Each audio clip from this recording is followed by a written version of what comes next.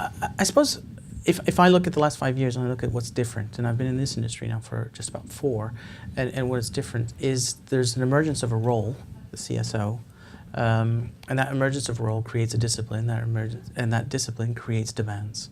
And that then has translated into a lot of system requirements. And so we're finding ourselves now, about 4 years ago when I joined, I did a one-off one where we mapped certain countries, and then we mapped knowledge of those countries and certification against those countries with those travelers. And if they were traveling to a country where they didn't have the certification level, then they would have to recertify online, so forth. I thought that was a one-off.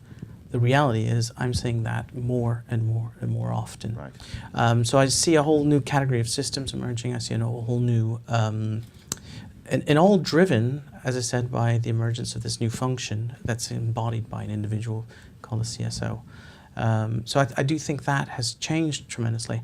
I think specifically with ground transportation, if you tried to manage ground transportation 5, 6, 7 years ago, it was like grabbing at water. The fragmentation meant that it was very difficult.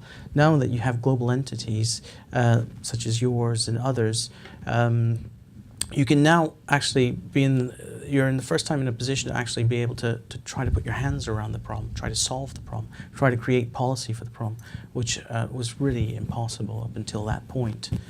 So that I'd say those are the 3 things I would say, is that emergence of that role, which drives new demands, which has new solutions, and then also that change around a category which you couldn't put your arms around before, which you can do now. I think those are the kind of 3 things. Yeah.